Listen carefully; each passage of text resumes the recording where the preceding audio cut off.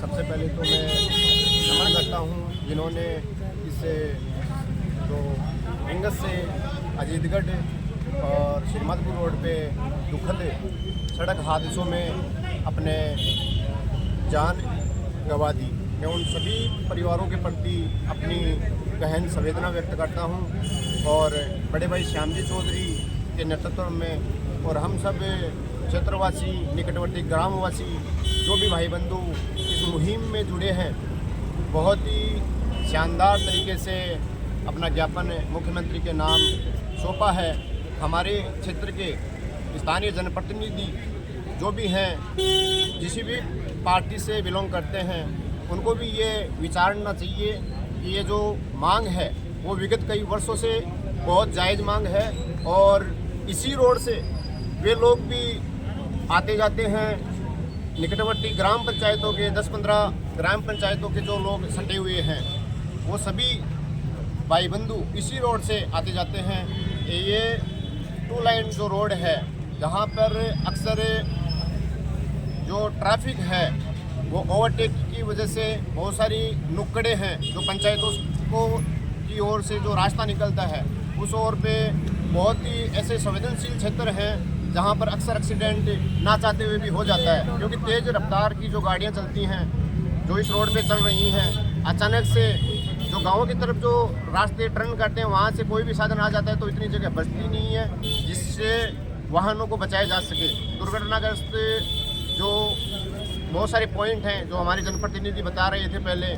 बहुत सारी जगह हैं जहाँ पर यातायात प्रभावित होता है, बाधित होता है और ये चीज़ जनप्रतिनिधियों को समझनी चाहिए, क्योंकि लोगों के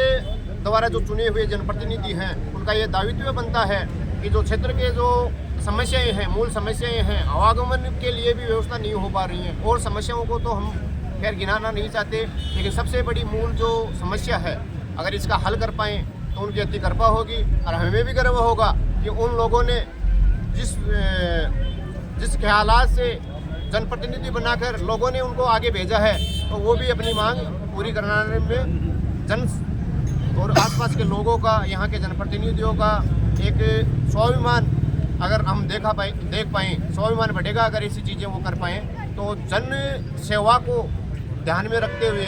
आगे उचित कदम उठाएं और ये जो राष्ट्रीय राजमार्ग का ये जो 4 लाइन की जो डिमांड कर रहे हैं इसको जल्द पूर्ण करें। अन्यथा जिस प्रकार से भाई साहब ने बताया कि ये बहुत ही एकदम शांति से जो आज ज्ञापन सौंपा है, आने वाले समय में, क्योंकि हम तो दूसरी विधानसभा से जुड़ते हैं लेकिन फिर भी इस मुहिम में जुड़े हैं, आने वाले समय में अगर इसकी जरूरत पड़ी तो और भी उग्र तरीके से आंदोलन करेंगे और इसके लिए जो भी खामियाजा भुगतेंगे। तो श्याम बाबा के भक्त सबसे ज़्यादा आते हैं, दूसरे स्टेट से, हरियाणा से भी आते हैं। देखो, दूसरे स्टेट से आते हैं। श्याम बाबा के जो अधिकतर जो श्रद्धालु होते हैं जो इसी रास्ते से जाते हैं, आते हैं। और सालासर बालाजी, क्योंकि शेखावटी में जो आस्था का केंद्र है, जहाँ पर खाटू श्याम जी हैं, जीण माता हैं, सालासर बालाजी हैं, तो बहुत सारे लाखों, हजारों, करोड़ों की तादाद में जो श्रद्धालु आते हैं। तो ये बहुत ही अच्छा शेखावटी के लिए है कि यह श्रद्धालु जो आते हैं आस्था के भाव से, और उनको एक ऐसे एक्सीडेंटों से गुजरना होता है, वो कोई परिवार का खो देते हैं। हम अपने क्षेत्र की बात नहीं कर रहे हैं, हम बाहर के लोगों की भी बात कर रहे हैं, बाहर के लोगों की भी सुरक्षा की भी बात कर रहे हैं, क्योंकि बहुत सारे परिवार हैं जिन्होंने अपने गंवा दिए हैं। आप विगत 1-2 साल का हम आंकड़ा उठाएं तो रिंगस सहित आसपास के क्षेत्र के कम से कम 5-10 ऐसे एक्सीडेंट हैं जहाँ पे वो अकाल मृत्यु को प्राप्त हुए हैं। हमारे क्षेत्र के जो जनप्रतिनिधि हैं उनको ये शर्म आनी चाहिए कि उन लोगों जो सड़क हादसे में अपनी जान गंवा देते हैं, उनके किस मुंह से वो वहाँ पे बैठने के लिए चले जाते हैं। शोक सभा में उनको जाने का कोई हक नहीं है। अगर फिर ऐसी कोई समस्या आती है, उसके जिम्मेदार हमारे जनप्रतिनिधि और प्रशासन होंगे। इसकी चेतावनी भाई साहब के थ्रू, यहाँ पे जो भी युवा साथी हैं उनके थ्रू हमने दे दी है, और आगे जो भी होगा, अगर उग्र आंदोलन की भी हमें जरूरत पड़ेगी तो वो भी हम हरगिज करेंगे, उसके लिए पीछे नहीं हटेंगे।